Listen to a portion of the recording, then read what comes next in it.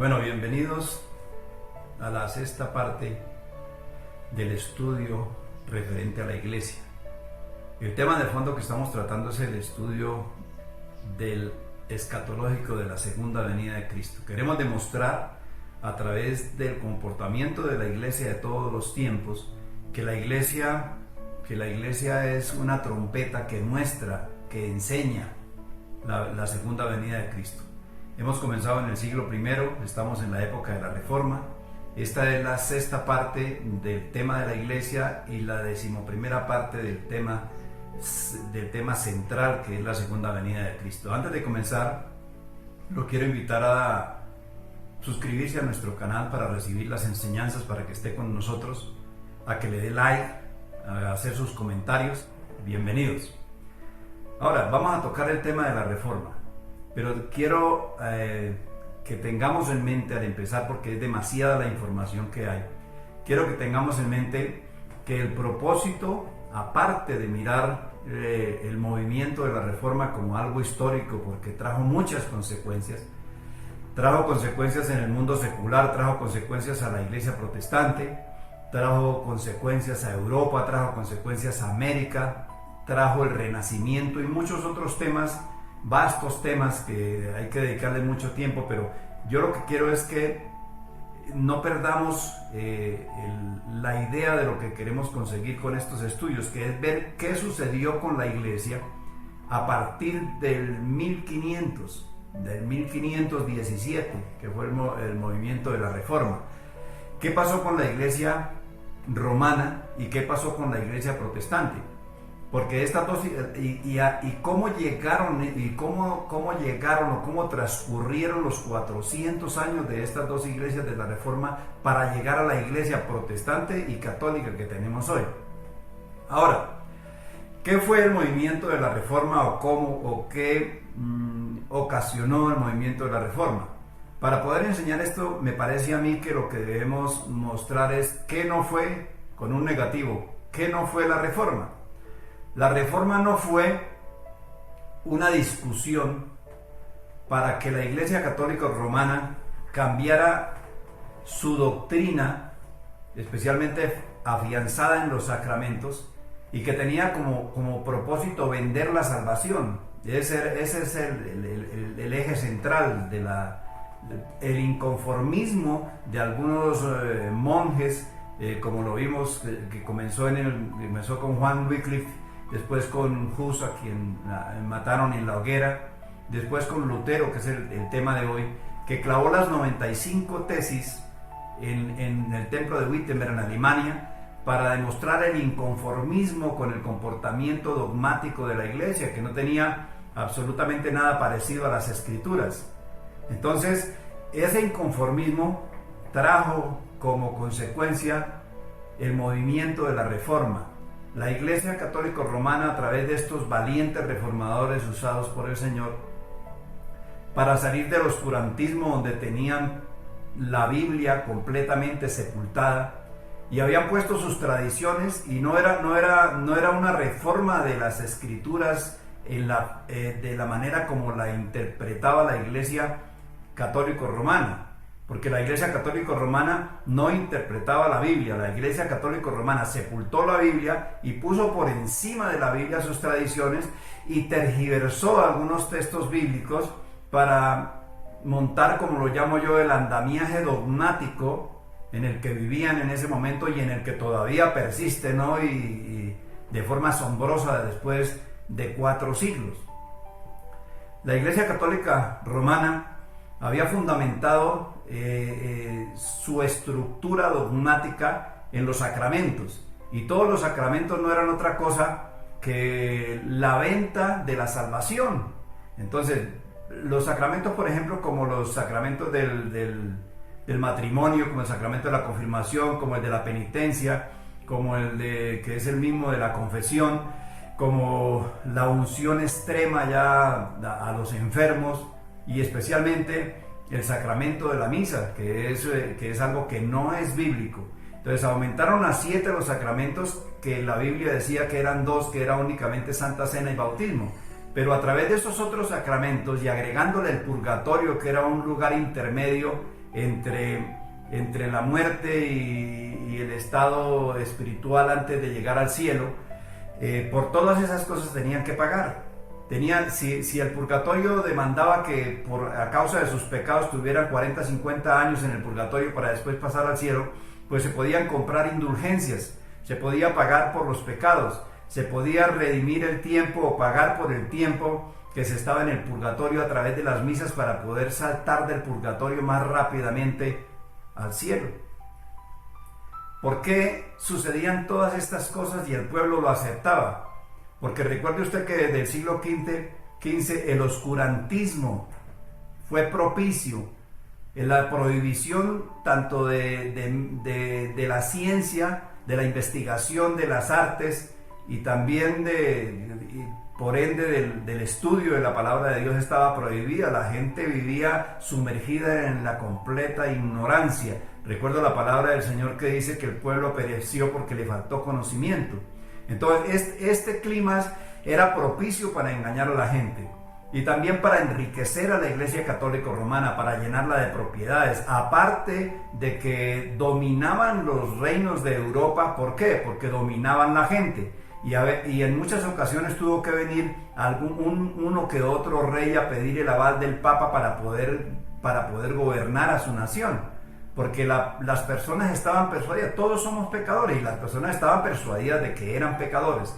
Entonces, a través de la venta de indulgencias para perdonar esos pecados, entonces la iglesia se enriqueció. El inconformismo nació desde 200 años antes de Lutero, pero el clima del inconformismo fue Lutero, el reformador por excelencia, al clavar sus tesis en la puerta del templo del cual él era obispo. Despertó una inquietud en toda Europa y hubo reyes, por ejemplo, como el rey de Inglaterra, que no estaba conforme con tributar a la corona y depender del papado por el poder que tenía, que prestaron oídos a la reforma. A medida que perseguían a Lutero se hizo más, hubo más conocimiento del movimiento de la reforma y trajo una consecuencia para el catolicismo romano funesta. Ahora, por el movimiento de la reforma, muchos estados europeos y muchos reyes y príncipes de Europa se apartaron de la iglesia. Ahora, como consecuencia, ya no tenía el poder que tenía en Europa.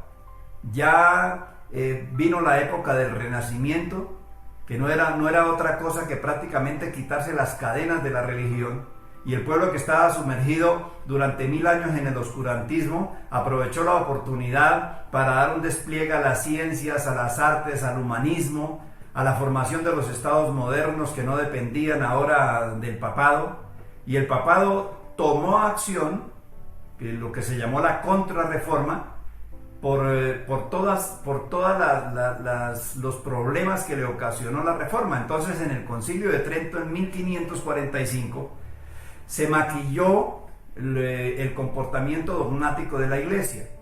Se quitaron las ventas de indulgencia porque eso fue lo que los puso en evidencia, pero los sacramentos que les dan el dinero hasta el día de hoy, por los cuales recibían los recursos, permanecieron y no fueron cambiados.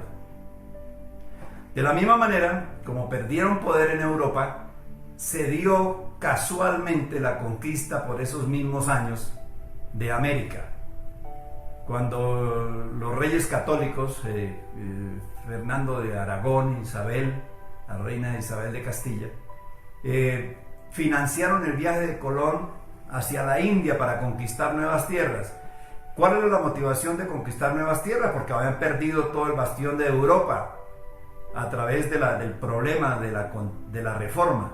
Entonces necesitaban conquistar nuevas tierras. Fue financiado, Colón descubrió América. Entonces toda la artillería que tenían en Europa y que habían perdido en Europa, fue un momento propicio para venir a conquistar América y para traer el mismo oscurantismo que tuvo en las tinieblas durante 1000 años a Europa, traerlo y implantarlo en América. Entonces, en el segundo viaje de Colón ya vinieron 150 clérigos acompañados de los conquistadores con una cruz en una mano, y una espada en la otra, a someter a los pueblos indígenas y primeramente despojarlos de las riquezas que tenía América. Segundo, inmiscuirse en los gobiernos.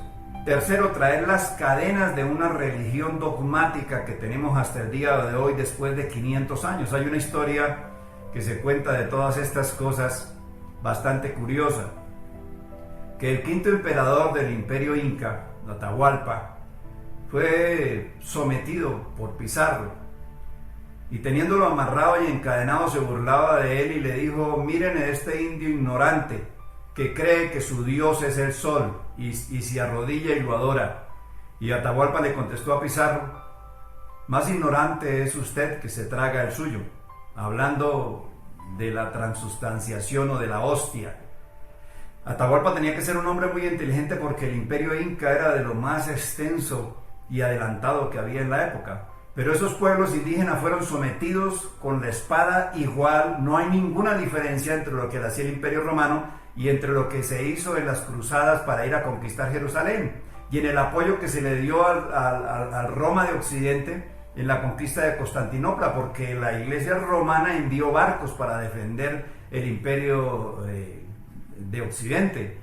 Entonces todas esas cosas, el Renacimiento, la nueva ciencia, el humanismo, que ahora el hombre se iba a centrar a partir de ese momento de 1450, en la época del Renacimiento, de las artes, de la música, de la ciencia, el hombre también se iba a centrar a pensar más en él, porque el hombre estaba prácticamente subyugado por la religión y por la oscuridad, no se permitía los avances científicos.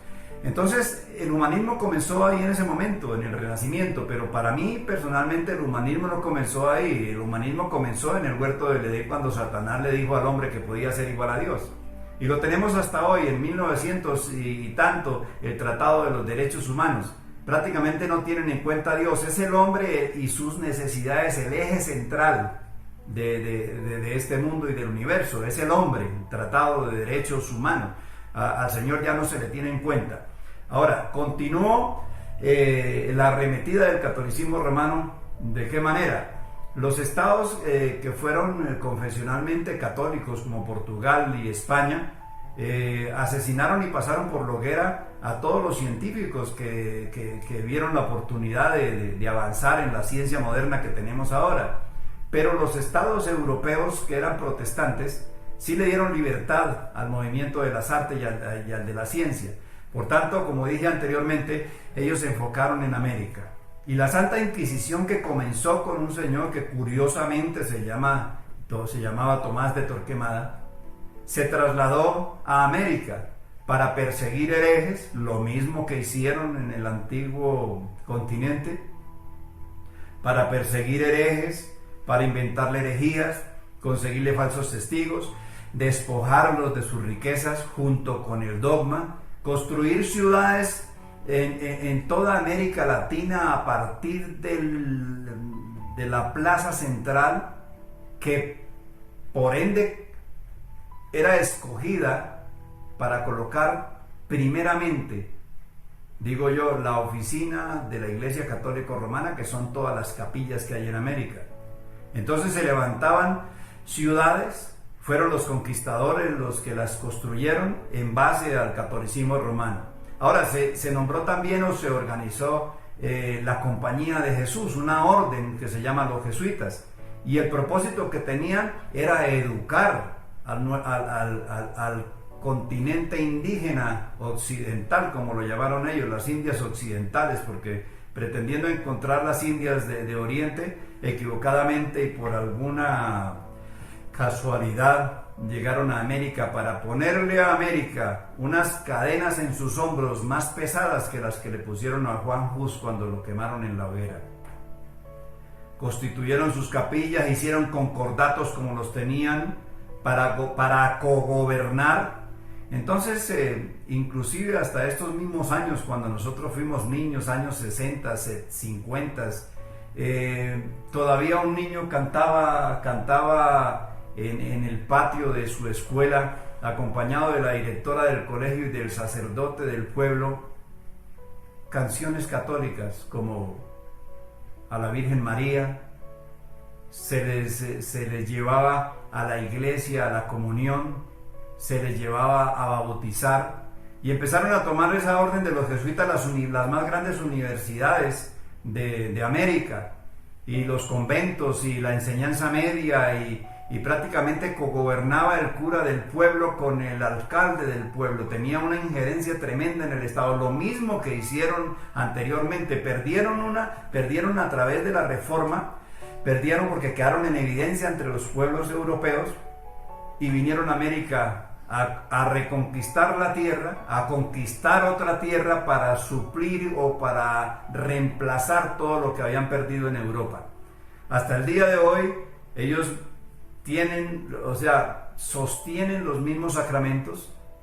La Reforma protestante también abrió un espacio para la iglesia protestante, de la que vamos a hablar en el próximo tema, porque el cisma de la Reforma lo que hizo fue dividir dos iglesias. Una iglesia que continuó con sus dogmas hasta el día de hoy, que ha tratado de mimetizarse, pero puso unas cadenas en Latinoamérica que todavía no nos las hemos podido quitar. Trajo un idioma espectacular, gracias al Señor, pero también trajo unas cadenas que no hemos sido capaces de quitárnoslas durante 400 años o 4 siglos. Esa es la historia de la iglesia católico romana. Esa es la iglesia de los 7 sacramentos, la iglesia de la transustanciación de la misa, que muchos católicos no saben lo que significa el sacrificio de la misa, que no es otra cosa que una tergiversación de las escrituras para decir que la hostia y el vino que se consumen es el cuerpo literal y la sangre literal de Cristo, lo cual es una blasfemia, porque la palabra del Señor dice claramente que Cristo fue sacrificado una sola vez por los pecados de este mundo, una sola vez y para siempre. Pero el sacrificio de la misa quiere decir que el pecador puede pecar constantemente, y la rueda del pecado, confesión, penitencia y gracia, lo retorna otra vez a la gracia. Así que un borracho se puede emborrachar el fin de semana y hacer locuras, que si va a la misa del lunes, sus pecados son perdonados. Entonces es obligatorio ir al sacrificio de la misa. ¿Para qué? Para supuestamente sacrificar a Cristo por los pecados que usted comete, por el remordimiento de todas las cosas que hizo en la semana anterior, cuando la Biblia dice que tenemos que arrepentirnos, que es un giro de 180 grados, no de 360, y quedar mirando al mismo lugar. Entonces todos esos sacramentos le han producido dinero a la Iglesia Católica. La venta de indulgencias en la época de la Reforma era el esfuerzo de pagar los pecados por adelantado para poder construir lo que hoy conocemos como la Capilla Sistina, con los frescos de Miguel Ángel. Una riqueza incalculable que tiene el catolicismo romano, que fue sacada de los bolsillos de la ignorancia del pueblo en esa época. Pero bastaría adelantar algo.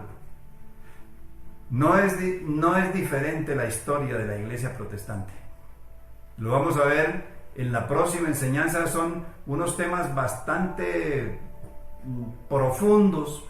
Hay que conocer la historia, hay que conocer todas las cosas que sucedieron o que la Reforma trajo al salir del oscurantismo del siglo V al siglo XV, la conquista de América, la subyugación de los pueblos en América. Se repartieron América entre las dos confesiones.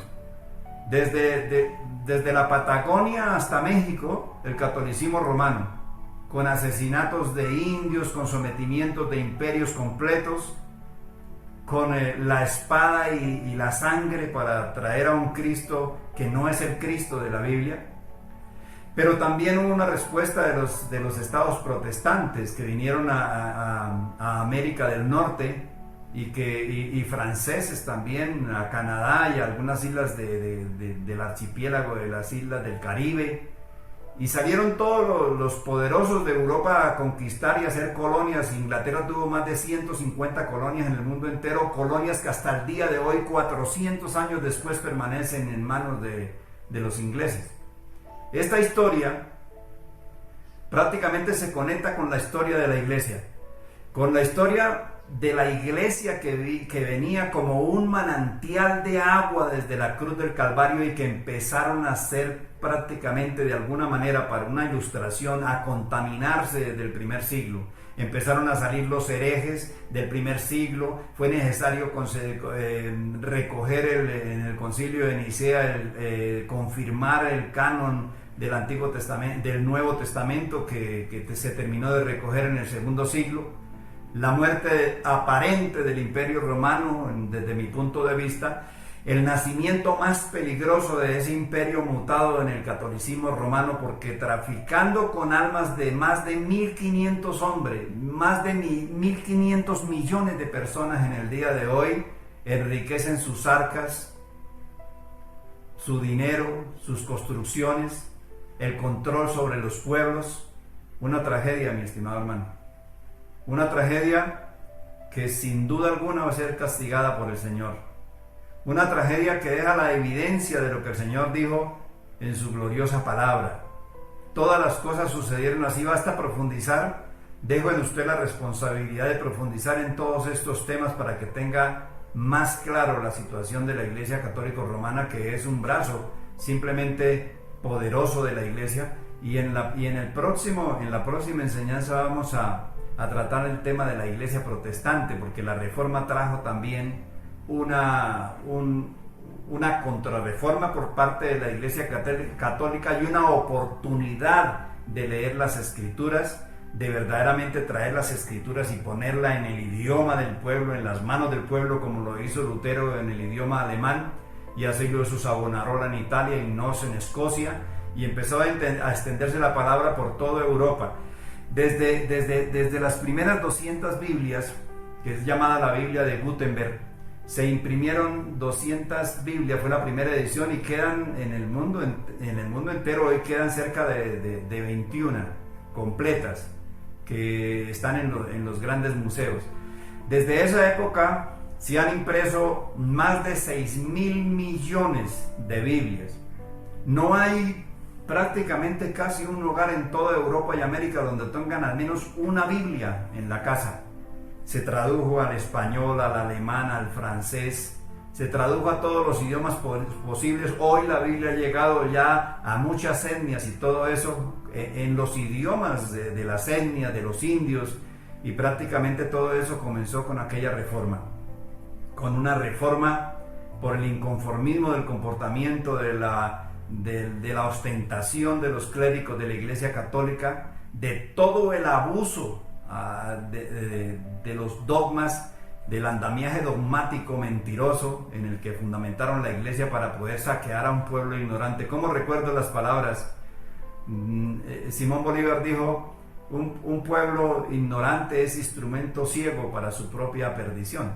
Pero yo creo que fue tomado esas palabras del contexto bíblico, porque el Señor dice que el pueblo pereció porque le faltó conocimiento. Ahora es la ignorancia y el analfabetismo el que lleva a que los pueblos sean esclavizados por una religión.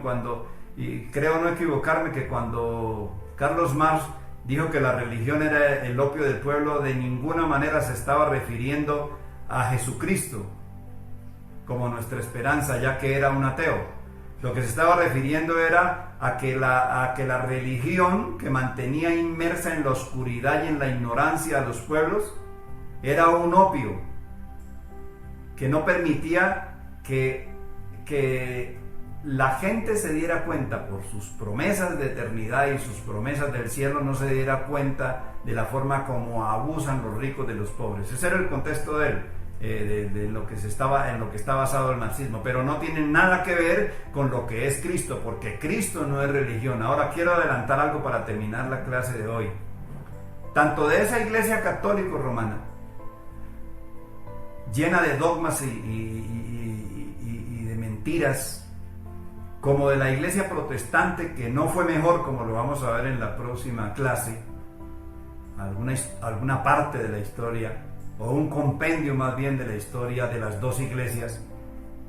Hay un remanente, como lo he dicho desde el principio, un remanente, un John Wycliffe, un Hus, un Lutero, un Agustín, del cuarto siglo, un Justino mártir del primer siglo, un Pedro, un Pablo, un Lucas, un Judas, un Timoteo, un puritano, un cristiano de hoy al quien el Señor a través de la enseñanza de la palabra le dio luz y fue sacado de la religión católica. Un cristiano de hoy que fue sacado de las diferentes corrientes de las iglesias protestantes que han caído en la misma trampa que estaba la otra iglesia. Alguien dijo que se necesitaba una nueva reforma, y es porque ya se perdió absolutamente todo. Pero quiero decir algo que la Biblia dice: hay un remanente de las dos iglesias.